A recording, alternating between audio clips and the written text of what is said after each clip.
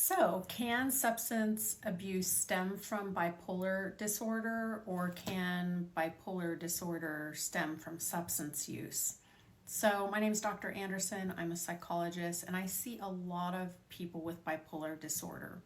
I typically work with people who have severe mental illness and also have legal issues, so I tend to see a lot of specific disorders of people in crisis, psych hospitals, jail, legal situations. So I see a lot of certain disorders that have psychosis, like schizophrenia or other types of disorders. And I also see a lot of mood disorders, and bipolar disorder is frequently one I see every day.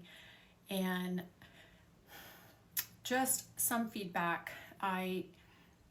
So not all bipolar is to be treated the same. I've seen thousands of different people with it and different symptoms, and there's different ways that it can manifest. It can be hereditary, and it can be passed on genetically, a lot of times a lot more on the maternal side. And so it is also within my family, and some people do have it, and there's certain triggering events that can activate bipolar. Substance use is one of them. A lot of research to support that, especially THC. I know a lot of people don't want to agree with that, but there's some really specific studies that can turn that on, turn on schizophrenia, or turn on bipolar manic episodes, or turn on psychosis, turn on paranoia. I've seen that a lot firsthand with my own eyes, inpatient. SSRIs can induce mania, bipolar 1, manic episodes. We also know stress, trauma, pregnancy, other things. So I work with people with bipolar who are on disability or at different stages of the legal process, and I do a really deep dive into all of their medical records, all their meds, everything, and then I test them, and I look at all the factors, and I write a treatment plan to the court, and I make recommendations. So there's certain things that I won't recommend.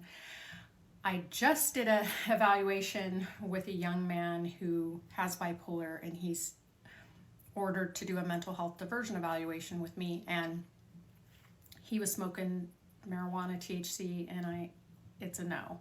It was already recommended that he not use that because it can induce symptoms.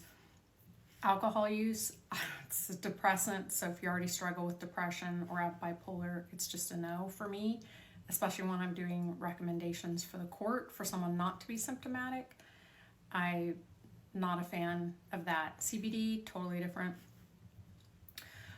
So all those things are important so you don't have an episode again, right? If you have bipolar, it's treatable. I've seen so many success stories that I love working with this population because it's wonderful to see the before and after and have people keep in touch with me and see how they're doing. And it's great. Love it.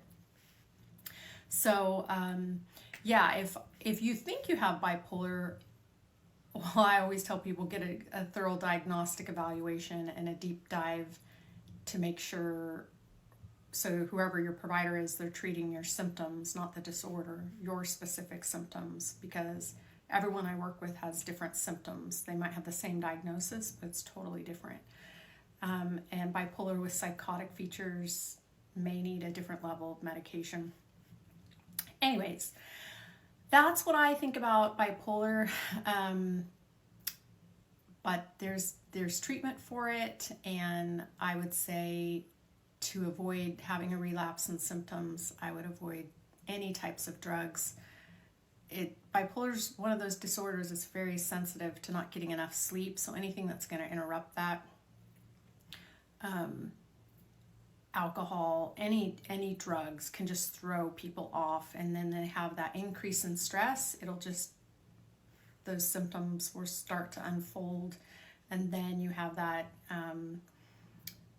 lability, that impulsivity, like that irritability, that lack of sleep, and then the symptoms just start to manifest and start to spin out of control. And so it's one of those disorders you really want to manage your stress, manage your sleep, and avoid becoming symptomatic. I have some very close friends with bipolar, and it's just very sensitive, so we always try to keep them on track with not messing up with their sleep schedule, or not, if they're going to use alcohol, very sparingly, but that can even throw things off. There's certain medications that can absolutely induce or cause manic episodes, and I've seen that way too many times. So just hopefully you're getting the right medications and the right treatment for that, and feel free to ask me any other questions.